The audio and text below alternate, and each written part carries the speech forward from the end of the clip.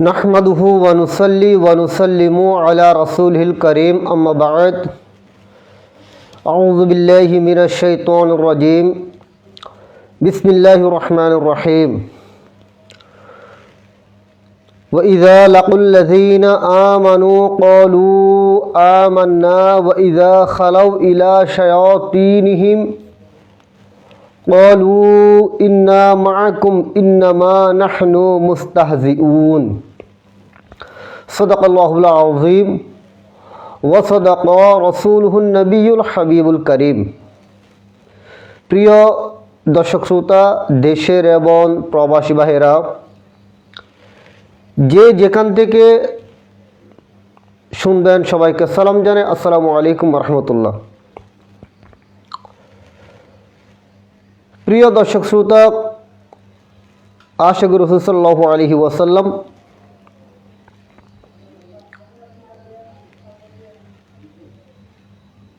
যে ইসলামের মধ্যে আমি প্রথমে আল্লাহ রাব্বুল আলামিনের দরবারে শুকরিয়া আদায় করছি এবং অসংখ্য দুরূদ সালাম জানাচ্ছি আখিরি জামানার নবী মুহাম্মদুর রাসূলুল্লাহ সাল্লাল্লাহু আলাইহি ওয়াসাল্লামের নূরানি কদম শরীফে। প্রিয় দর্শক শ্রোতা, মুসলমানদের মধ্যে সবাই তো মুসলমান, যারা কালিমা পড়েছেন পাঠ করেছেন সবাই মুসলমান, কিন্তু এই মুসলমানের মধ্যে কিছু মুনাফিক আছে যাদেরকে চিহ্নিত করা খুবই কষ্টকর। এই মুনাফিক সম্পর্কে আল্লাহ রাব্বুল আলামিন কোরআনে পাকের মধ্যে একটা সূরা অবতীর্ণ করেছেন। কোরআনে পাকের মধ্যে সূরাতুল মুনাফিক, সূরা মুমিন এবং সূরা কাফের, এবং মুনাফিকের কতগুলা বৈশিষ্ট্য বলেছেন। তো মুনাফিকের বৈশিষ্ট্য কি, তাদের আলামত কি, তাদেরকে চিনব কিভাবে, এই সুবাদে আমরা পবিত্র কোরআনে পাকের মধ্যে যাব। পবিত্র কোরআনে পাকের মধ্যে আল্লাহ পাক রব্বুল আলামিন শুরু দিয়ে ঈমানদারের বৈশিষ্ট্যের কথা বলেছেন, ঈমানদার সম্পর্কে আলোচনা করেছেন। এরপর কাফের সম্পর্কে কাফের সম্পর্কে বলেছেন। এটা হচ্ছে যে দ্বিতীয় রুকু পর্যন্ত কাফের, তো দুইটা আয়াত আলোচনা করেছেন আল্লাহ রাব্বুল আলামিন। এরপর মুনাফিক এত মারাত্মক যে মুনাফিক সম্পর্কে তাদের বৈশিষ্ট্য কি, তাদের চালচলন, রীতিনীতি, কালচার, তাদেরকে কিভাবে চেনা যায়, তারা যে এত কঠিন, তাদেরকে চেনা খুবই কষ্টকর। তারা যে মজলিসের মধ্যে যাবে, যে সবার মধ্যে যাবে, সে সবার তারা হয়ে যাবে। এই সুবাদে তাদের সম্পর্কে আল্লাহ রাব্বুল আলামিন 13টি আয়াতে কারিমা অবতীর্ণ করেছেন। যেমন আল্লাহ রাব্বুল আলামিন বলেছেন, বিসমিল্লাহির রহমানির রহিম, ওয়া মিনান নাসি মান ইয়াকুলু আমান্না বিল্লাহি ওয়া বিল ইয়াউমিল আখিরি ওয়া মা হুম বিমুমিনিন।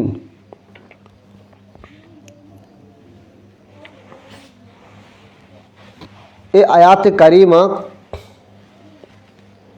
এটা একজন মুনাফিকের শানে, মুনাফিকের শানে অবতীর্ণ করা হয়েছে।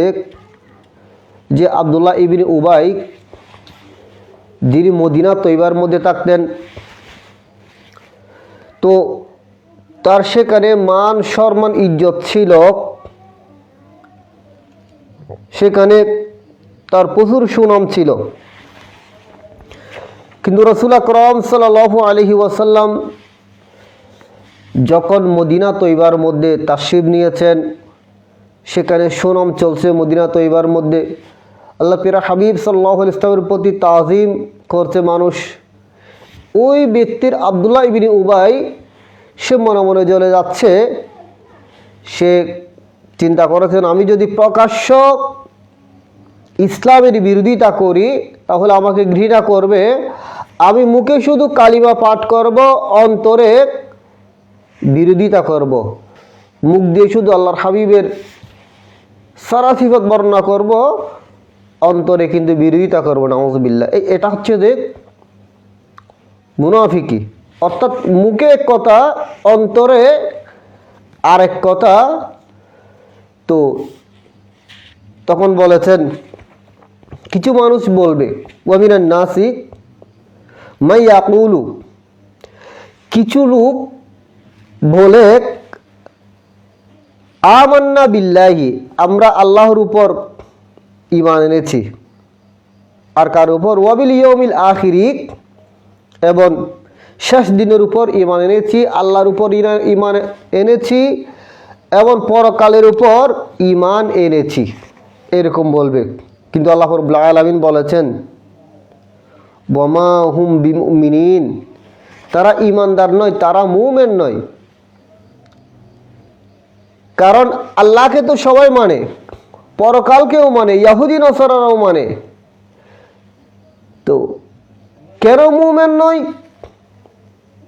তারা আল্লাহর প্রিয় হাবিব সাল্লাল্লাহু আলাইহি ওয়াসাল্লামকে তারা মানে না, অর্থাৎ নারাই রিসালত, রেসালত, তাওহীদ মানে, রেসালত মানে না, এই কারণে তারা মুমিন নয়। তাহলে বোঝা যাচ্ছে ঈমানের মূল হচ্ছে রেসালত। এবং এই আব্দুল্লাহ ইবনে উবাইয়ের একটা স্বভাব ছিল,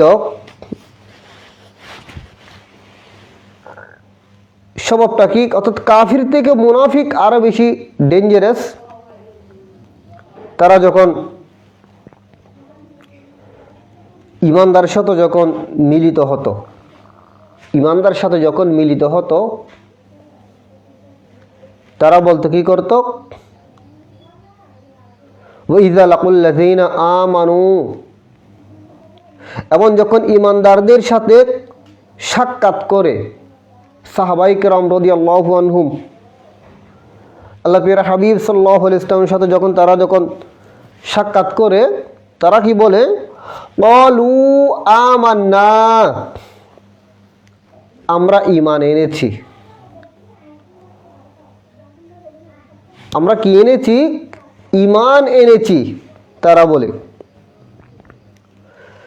তো ওয়াইদা খালাউ ইলা শায়াতিনিহিম, যখন তাদের সাথে, কাফিরদের সাথে যখন দেখা হয়, মিলিত হয়, তখন তাদেরকে বলে, ক্বালু ইন্না মাআকুম, তখন তাদেরকে বলে, আমরা তোমাদের সাথে রয়েছি। একটু চিন্তা করুন, সাহাবায়ে কেরাম রাদিয়াল্লাহু আনহুমগণের সাথে যখন দেখা হয়, তখন সাহাবায়ে কেরাম রাদিয়াল্লাহু তাআলা আনহুমের প্রতি তাজিম, তাদের সাথে মুসাফা, আচার আচরণ খুব সুন্দর। তাদেরকে যখন বিদায় দিয়েছেন, যখন তাদের সাথে, কাফেরদের সাথে যখন মিলিত হয়েছে, তখন কি বলে, আমরা তোমাদের সাথে আছি।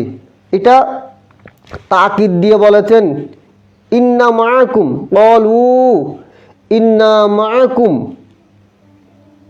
একদম দৃঢ়তার সহিত বলেছেন, তোমাদের সাথে আছি। তো কাফেররা তো চালাক, এই জন্য দৃঢ়তার সাথে বলেছেন। ঈমানদার তো সহজ সরল, এই কারণে ঈমানদার অতি তাড়াতাড়ি মানুষকে বিশ্বাস করে। সুতরাং মুনাফিকরা তাদের সাথে বিভিন্ন প্রতারণা আরম্ভ করে দেয়। কি বলে, ইন্নামা নাহনু মুস্তাহজিউন, কাফেররা যখন বলল, যে বলে, তোমাদেরকে তো ঈমানদারের সাথে দেখেছি, ঈমানদারের সাথে দেখেছি, হযরত সিদ্দিক আকবর রাদিয়াল্লাহু তাআলা আনহুর সাথে মিলিত হয়েছে, এটা দেখেছি, এখন তোমরা আবার আমাদের সাথে। তখন মুনাফিকরা বলে যে, আমরা তাদের সাথে ঠাট্টা তামাশা করেছি, নাউযুবিল্লাহ। তামাশা করেছেন, অর্থাৎ ইমানদারের সাথে মিলিত হইতে সে তামাশা করেছেন। ঠিক বিপরীত, যখন সে ইমানদারের কাছে যখন যাবে, তখন সে ইমানদার যখন কাফিরদের সাথে যাবে, তখন সে কাফিরের কাতারের মধ্যে। এই প্রকারের মানুষের স্থান কোথায়? আল্লাহ পাক রব্বুল আলামিন পবিত্র কোরআনে পাকের মধ্যে বলেছেন, ইন্নাল মুনাফিকিনা ফিদ দারকিল আসফালি মিনান নার। এই মুনাফিকের স্থান হচ্ছে জাহান্নামের নিচতলায়, নিম্নতলায় জাহান্নামের মধ্যে। প্রিয় হাজরিন, এই সুবাদে এখান থেকে একটা জিনিস প্রমাণিত হচ্ছে যে কাফিরদের সাথে মেলামেশা, তাদের খাতিরে দিনকে শীতলতা অবলম্বন করা, আপনার আকীদাকে, আপনার ঈমানকে শীতলতা অবলম্বন করা এবং বাতিলপন্থীদের সাথে চাটুকারিতা করা, তাদের সন্তুষ্টির জন্য আবুশকারী ভূমিকা পালন করা, এটা হচ্ছে যে অর্থাৎ তাদেরকে সন্তুষ্ট করার জন্য সত্যইটা প্রকাশ না করা, সেটা হচ্ছে যে মুনাফিকের বৈশিষ্ট্য এবং সেটা হারাম। আল্লাহ এটা থেকে প্রত্যেকটি মুমিন মুসলমানদেরকে আল্লাহ হেফাজত করুক। প্রিয় হাজরিন, আসুন এই আপনি মুনাফিক চিনবেন কিভাবে? রাসূল আকরাম সাল্লাল্লাহু আলাইহি ওয়াসাল্লাম হাদিসে পাকের মধ্যে বলেছেন, মুনাফিকদের স্বভাব